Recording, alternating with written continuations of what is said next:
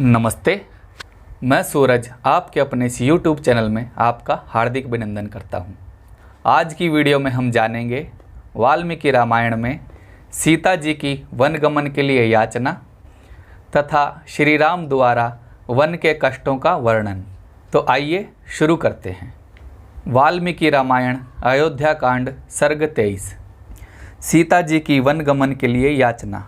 राम के ऐसा कहने पर प्राण प्रिया प्रियवादिनी सीता ने स्नेहवश क्रुद्ध होकर पति से कहा, हे श्रेष्ठ राजकुमार राम, आप यह कैसी हल्की बात कर रहे हैं? इसे सुनकर तो मुझे हंसी आती है। हे आर्यपुत्र, पिता माता भ्राता पुत्र तथा पुत्र वधू ये सब अपने अपने पुण्यों का भोग करते हुए अपने अपने कृत कर्मानुकूल सुख दुख प्राप्त करते हैं, परंतु हे नरकेसरी, पति के भाग्य को एक स्त्री अर्धांगिनी होने के कारण ही भोगती है। इसलिए आपके वन जाने के आदेश के साथ मुझे भी वन जाने की आज्ञा मिल गई। स्त्रियों के साथ लोक परलोक में ना पिता ना पुत्र ना भाई बंधु ना माता ना सखी सहेलियाँ ही साथी होती हैं। स्त्रियों के लिए तो एक पति ही सर्वदा उनका सर्वस्व होता है। हे राम, यदि आप आज ही दुर्गम वन को प्रस्थान करेंगे तो मैं कुश कंटकों को रौंदती हुई तुम्हारे आगे आगे चलूँगी। हे वीर, नित्य आपकी सेवा करती हुई तथा नियम पूर्वक ब्रह्मचर्य का पालन करती हुई मैं मधु तथा सौरभ युक्त वनों में आपके साथ विहार करूँगी। मैं वन में उत्पन्न फल मूलों को खाकर ही अपना निर्वाह कर लूँगी। आपके साथ वन में रहते हुए मैं आपको किसी प्रकार का कष्ट नहीं दूँगी। मैं आप जैसे बुद्धिमान प्राणनाथ से रक्षित होकर झीलों पर्वतों तालाबों और वनों को सर्वत्र देखना चाहती हूँ।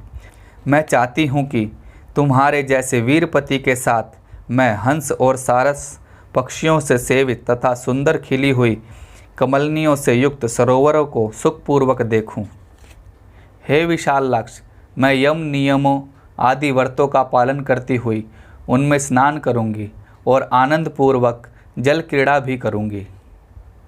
इस प्रकार आपके साथ चाहे सैकड़ों सहस्त्रों वर्ष बीत जाएं तो भी मुझे ना जान पड़ेंगे। आपके साथ रहने के सुख के समक्ष मैं स्वर्ग सुख को भी कुछ नहीं समझती। हे नरकेसरी राम, आपके बिना यदि मुझे स्वर्ग में भी रहना पड़े तो मुझे पसंद नहीं है। मैं आपके साथ उस दुर्गम वन में चलूँगी जो वानर हाथी और अन्य वन पशुओं से भरे हुए हैं। संयम पूर्वक आपके चरणों की सेवा करती हुई मैं वहाँ उसी प्रकार सुखपूर्वक वास करूँगी जिस प्रकार अपने पिता के घर में रहती थी। श्री राम द्वारा वन के कष्टों का वर्णन। धर्मवत्सल श्री राम वन के कष्टों का स्मरण कर धर्माज्ञा सीता के बहुत कहने पर भी उसे अपने साथ वन ले जाने को उद्यत नहीं हुए। आँखों में आंसू भरी हुई सीता जी को संतावना देते हुए धर्मात्मा श्री राम ने उसे वन गमन से रोकने के लिए कहा, हे सीते, तुम उच्च कुल में उत्पन्न और सदा धर्म पालन में लगी रहती हो, अतः तुम यहीं रहकर धर्म का आचरण करो जिससे मेरे मन को शांति प्राप्त हो। हे अबले सीते, जो मैं कहता हूँ तुम वैसा ही करो।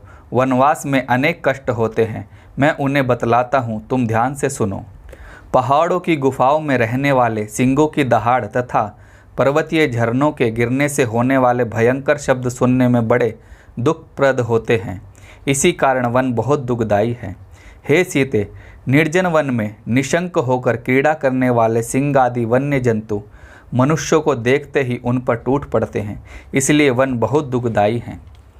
मगरों से युक्त अत्यंत कीचड़ वाली नदियाँ जिन्हें मतवाले हाथी भी पार नहीं कर सकते, जहाँ पर विद्यमान है, ऐसे वन बहुत दुखदायी हैं।